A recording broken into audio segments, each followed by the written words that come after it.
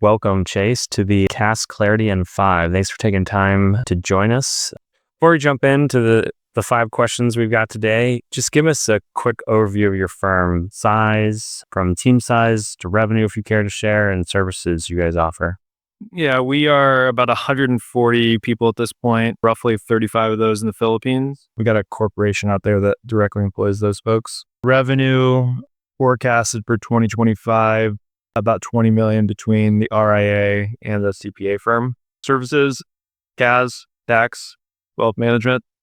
Of the CPA firm, CAS itself is about a third.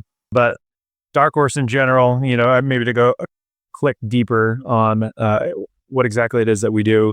Firm as a service is the easiest way to think about it. And so we provide all of the infrastructure, the plumbing, if you will, of what you need to start a practice, scale a practice, all the way to exit, so that our folks can wear the practitioner hat and lead their teams and not be burdened with all of the hats you have to wear as an entrepreneur. So that's what we've been running with since middle of 2019. Been about 6 years of that. It's been fun. It's been a lot. And the ocean is not easy to boil, but nonetheless, we're crazy enough to keep trying. Awesome. Since this series is powered by FinDaily, a tool built to automate financial digest of your numbers, I'm curious, how often do you check your firm's numbers? Well, I check my cash twice a day. Some might call that OCD, and they wouldn't be wrong. But cash is the lifeblood of any business. As a human, you could lose, as little as 30% of your blood in rapid succession and die, right? Even if you're perfectly healthy. The same way, if you lost 30% of your cash the day before payroll, could be in an existential moment very quickly, even if you're, a profitable company. So something I take super seriously, obviously. And, it's something that I'll probably never fully, delegate to someone else's eyes. But I guess that's just the CPA inside of me. Yeah, I'm the same way. That stuff's hard to delegate to me as well. So let's dive into the questions. What is the overarching goal or mission driving Dark Horse? So it comes from a personal place of pain for me, as well as, the optimistic side. And so the pain is, I started in the Big Four. That's a slog in a lot of ways. I was in audit, didn't like the actual audit practice, like the work you do in audit, and then doing it for every waking hour, of my life also didn't help that. So less that, went into a partnership, which was a small operation in San Diego. And, when you're in a partnership, it's like a marriage without the physical side, that can maybe smooth over some of the fights you get into. So, you just never fully know what you're getting into and what you probably should have done in terms of due diligence to see if it is a good fit. And for me, it wasn't, so I saw a lot of the negatives of, both the huge firm side and the small firm side. I got into, starting my own practice kind of out of happenstance. I left that firm pretty quickly, or abruptly, I should say, and built a firm kind of without a whole lot of intention.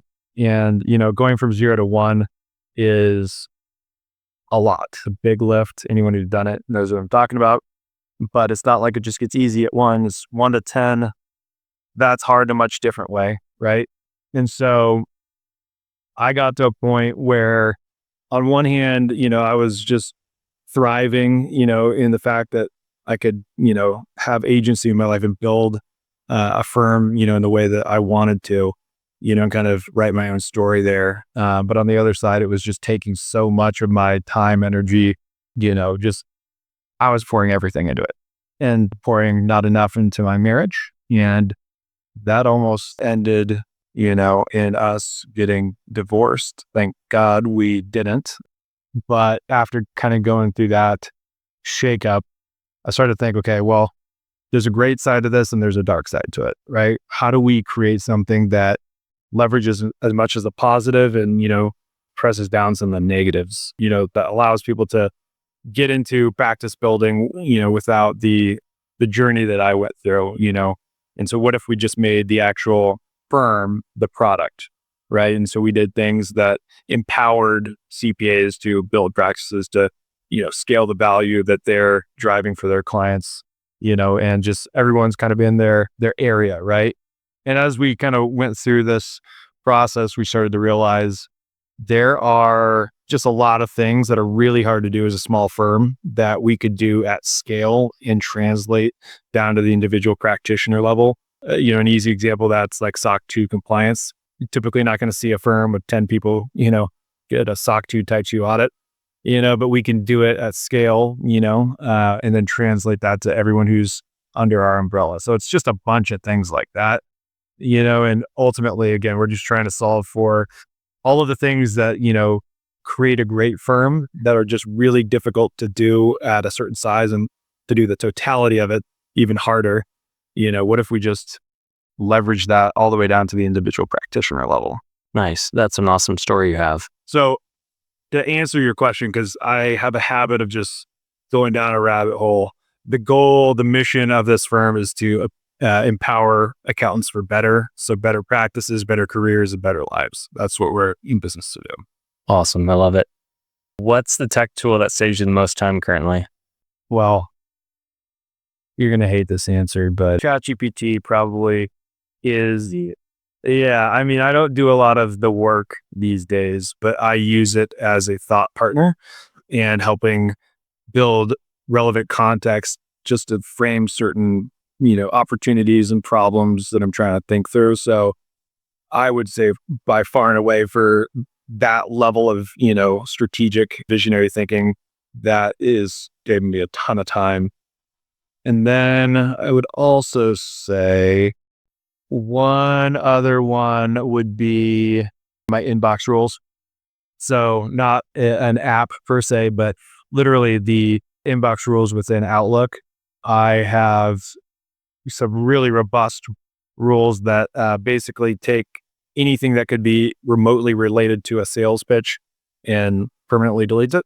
I've spent a lot of hours on that, but my inbox is super clean as a result. That's awesome. What's your favorite KPI and why? I'm going to give you two. One is the percentage of gross receipts earned by our principals. So of every dollar that comes in, how much do they take home? The traditional firm, has historically had a third of revenue go to partners, a third go to talent, and a third go to overhead.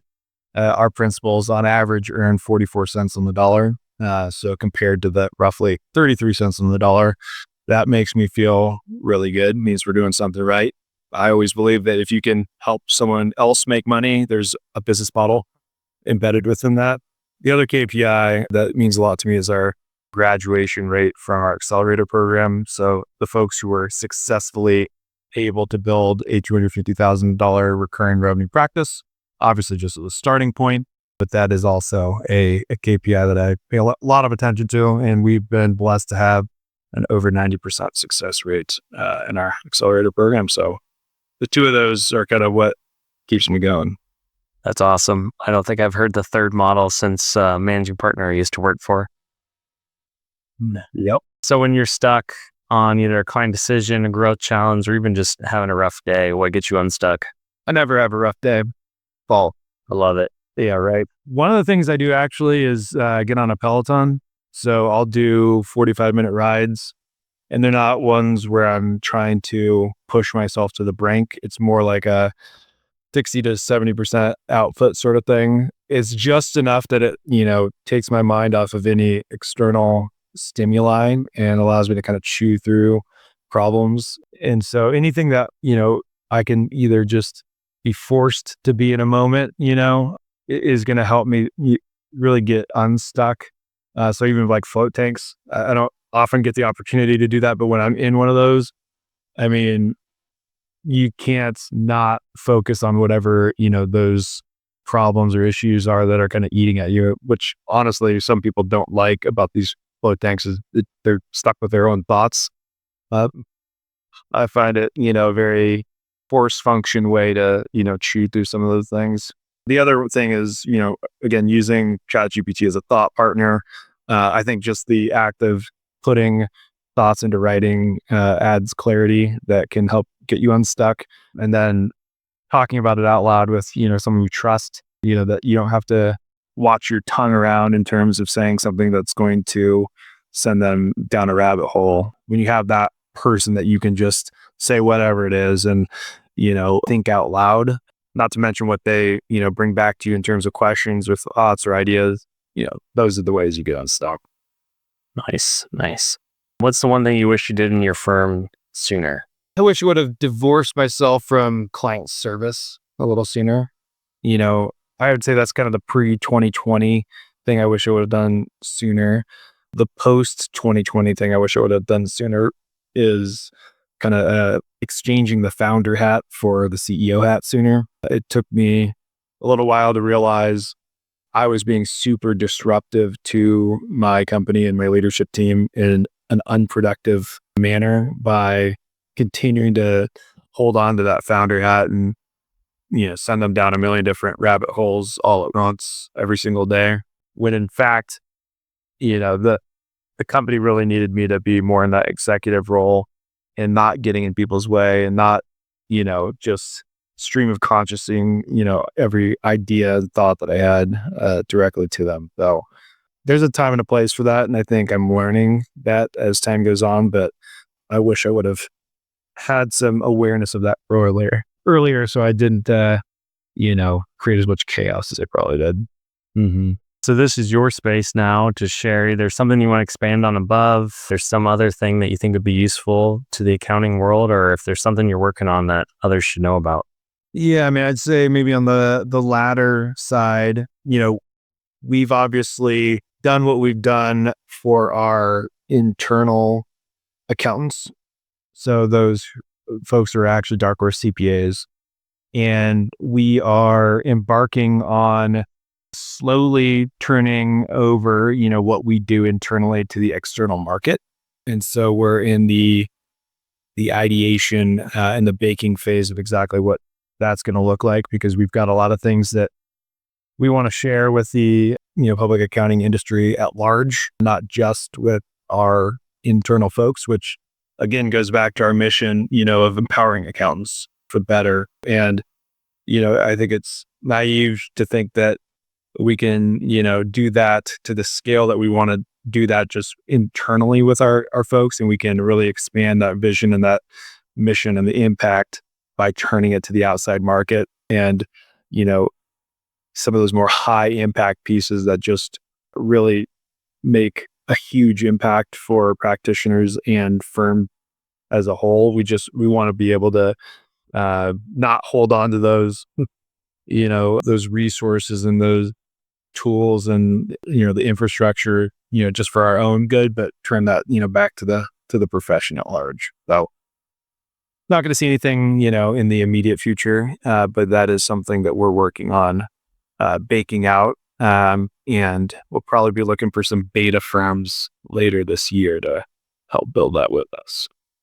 That's awesome. If people are interested in that, what's the best way to either follow or express interest in that resource? Yeah. So, I mean, I'm pretty easy to find on LinkedIn. I would, recommend anyone follow me, for content. You can direct message me, abetterway.cpa if you want to start a conversation, in maybe a deeper capacity, whether that's, joining the accelerator program, becoming one of those beta firms, maybe even merging your firm into Dark Horse.